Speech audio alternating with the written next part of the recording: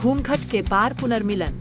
रागिनी और शालू बचपन की सहेलियां थीं, एक दूसरे से अविभाज्य थीं और अपने रिश्ते को बहुत संजोए हुए थीं। उनके घर पास पास ही थे। एक दिन रागिनी रोती हुई शालू के पास गई। शालू, हम शहर जा रहे हैं। मेरे पापा को वहाँ नौकरी मिल गई है। दोनों लड़कियां अलग होने के ख्याल से रो पड़ी। क्या हम फिर कभी नहीं मिलेंगे? शालू सिसकते हुए बोली। अगर किस्मत ने चाहा तो जरूर मिलेंगे, रागिनी ने उसे भरोसा दिलाया। मुझे फोन करती रहना।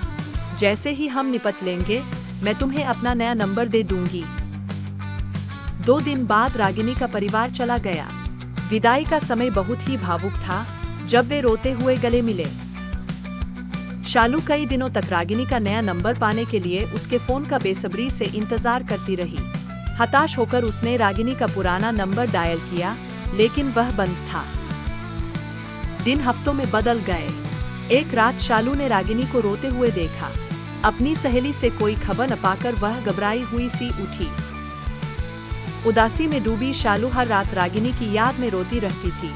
फिर एक रात उसने किसी को अपना नाम पुकारते सुना, शालू, शालू। चौंककर उसने अपनी खिड़की के पास एक काली आकृति खड़ी देखी।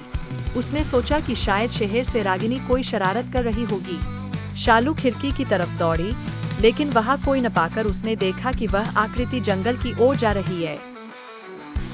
सहज ज्ञान और जिज्ञासा से प्रेरित होकर शालू उस पुराने कुएं के पास पहुंची जहां वह आकृति रुकी थी।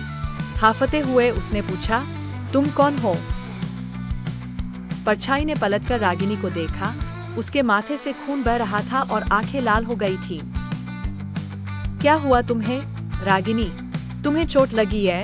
आकृति सिसकते हुए बोली। रास्ते में हम दुर्घटनाग्रस्त हो गए, सब मर गए। मुझे कहीं शांति नहीं मिली, इसलिए मैं तुम्हें अपने साथ ले जाने आई हूँ। डर के मारे शालू रोती हुई घर की ओर भागी। रागिनी की आवाज उसे बुला रही थी।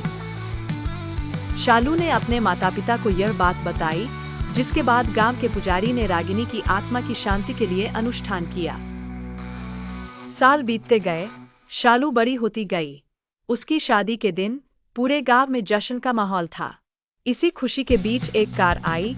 एक जोड़ा अपनी छोटी बेटी के साथ बाहर निकला। शालू बेटा, देखो तुमसे मिलने कौन आया है, उसके पिता ने गर्मजोशी से पुकारा। इससे पहले कि वह आगे कुछ कह पाते, बच्ची चहक उठी। शालू, मेरे बिना शादी है, तो क्या तुम माँ को नहीं बुलाओगी? छोटी बच्ची की ओर देखते हुए शालू के मन में उलझन घूम गई। तुम कौन हो? मैं रागिनी हूँ, मासूमियत से जवाब आया। मैंने वादा किया था कि मैं तुम्हें न लूंगी।